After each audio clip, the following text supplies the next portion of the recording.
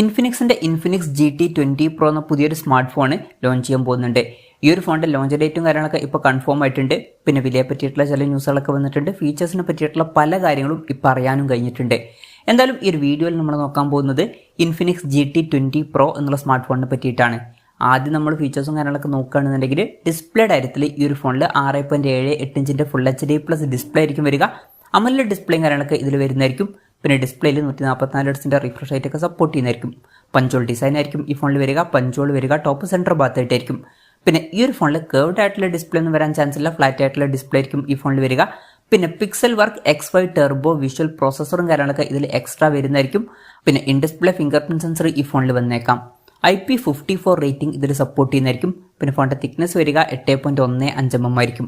പിന്നെ ഫോണിന്റെ ബാക്കിൽ കുറേ LED ലൈറ്റും കാര്യങ്ങളൊക്കെ വരുന്നതായിരിക്കും. പൊതുവേ ഈ ഒരു ഡിസൈൻ നത്തിങ് ഫോണുകളിലാണ് കാണാറ്. അതുപോലത്തെ ഒരു ഡിസൈൻ ഇതിലും വന്നേക്കാം. പ്രോസസ്സറിന്റെ കാര്യത്തിലോട്ട് വരികയാണെന്നുണ്ടെങ്കിൽ MediaTek Dimensity 8200 അൾട്ടിമേറ്റ് എന്ന പ്രോസസ്സറായിരിക്കും ഈ ഫോണിൽ വരിക. ഈ ഒരു ഫോൺ 22,600 രൂപ പ്രൈസ് റേഞ്ചിലായിട്ട് ലോഞ്ച് ചെയ്തേക്കാം എന്നാണ് ഇപ്പോഴുള്ള റിപ്പോർട്ടുകൾ പറയുന്നത്. ആ ഒരു പ്രൈസ് റേഞ്ചിലാണെന്നുണ്ടെങ്കിൽ ഇത് അത്യാവശ്യം നല്ലൊരു പ്രോസസ്സറൊക്കെ തന്നെയാണ്. മികച്ചൊരു പ്രോസസ്സറും ഇതിൽ വരുന്നതായിരിക്കും. പിന്നെ 5G സപ്പോർട്ടും കാര്യങ്ങളൊക്കെ വരുന്നതായിരിക്കും. ഈ ഒരു ഫോണിന്റെ ബേസ് വേരിയന്റിൽ 8GB റാമും 256GB ഇന്റേണലും വന്നേക്കാം. 12GB റാമും 256GB ഇന്റേണലുമായിട്ട് വരുന്ന ഒരു വെർഷനും വരുന്നതായിരിക്കും.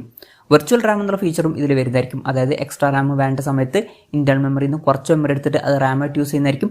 അങ്ങനെ 12GB റാം വരെ എക്സ്ട്രാ നമുക്ക് ലഭിക്കുന്നതായിരിക്കും. പിന്നെ JBL ട്യൂൺ ചെയ്തിട്ടുള്ള സ്റ്റീരിയോ സ്പീക്കേഴ്സും കാര്യങ്ങളൊക്കെ ഇതിൽ വരുന്നതായിരിക്കും. Android 14 ബേസ് ആയിട്ടുള്ള XOS സോഫ്റ്റ്വെയർ ആയിരിക്കും ഈ ഫോണിൽ വരിക. ഈ ഒരു ഫോണിൽ 2 കൊല്ലത്തെ OS അപ്ഡേറ്റും 3 കൊല്ലത്തെ സെക്യൂരിറ്റി അപ്ഡേറ്റ്സും കാര്യങ്ങളൊക്കെ ലഭിക്കുന്നതായിരിക്കും. ഇനി ക്യാമറയുടെ കാര്യത്തിലോട്ട് വരികയാണെന്നുണ്ടെങ്കിൽ ഫോണിന്റെ പിന്നിൽ ട്രിപ്പിൾ ക്യാമറ സെറ്റപ്പ് വരാനാണ് സാധ്യത. 108 MP മെയിൻ ക്യാമറ സെൻസർ ഈ ഫോണിൽ വരുന്നതായിരിക്കും. OSന്റെ സപ്പോർട്ടും കാര്യങ്ങളൊക്കെ ഇതിൽ വന്നേക്കാം. പിന്നെ 2 MP ഡെപ്ത് സെൻസറും അതുപോലെ തന്നെ 2 MP മാക്രോ ലെൻസും ഇതിൽ വരുന്നതായിരിക്കും. അൾട്രാ വൈഡ് ആംഗിൾ ലെൻസ് ഇതിൽ വന്നോളണം എന്നില്ല. പിന്നെ ഫ്രണ്ടിൽ 32 MP സെൽഫി ക്യാമറ വരാനാണ് സാധ്യത. ബാറ്ററിയുടെ കാര്യത്തിൽ 5000 mAh ബാറ്ററിക്ക് വരുന്നതായിരിക്കും. 45 വാട്ടിന്റെ ഫാസ്റ്റ് ചാർജിംഗ് സപ്പോർട്ട് വരുന്നതായിരിക്കും. Type-C ചാർജിംഗ് പോർട്ടും ഇതിൽ വന്നേക്കാം. അപ്പോൾ തിരക്കില്ലാത്തൊരു ബാറ്ററി സെറ്റപ്പും ഇതിൽ വരുന്നതായിരിക്കും. അപ്പം ഇതൊക്കെയാണ് ഫീച്ചേഴ്സിനെ പറ്റി പറയാനുള്ള കാര്യങ്ങൾ. ഇനി ലോഞ്ച് ഡേറ്റിൻ്റെ കാര്യം പറയുകയാണെന്നുണ്ടെങ്കിൽ May 2-നാണ് ഈ സ്മാർട്ട് ഫോൺ ലോഞ്ച് ചെയ്യാൻ പോകുന്നത്.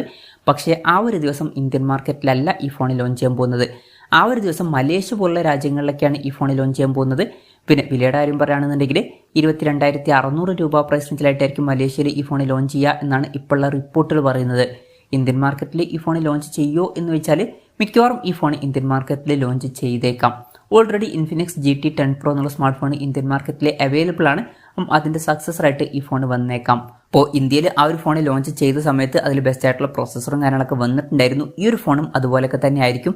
ഇന്ത്യയിൽ നമുക്ക് ഈ ഒരു ഫോൺ 20,000 to 22,000 രൂപ പ്രൈസ് റേഞ്ചിലായിട്ട് എക്സ്പെക്ട് ചെയ്യാവുന്നതാണ്. കൺഫർമേഷൻസ് ഒന്നുമില്ല, ജസ്റ്റ് നമ്മുടെ എക്സ്പെക്ടേഷൻ പറഞ്ഞു എന്നേ ഉള്ളൂ.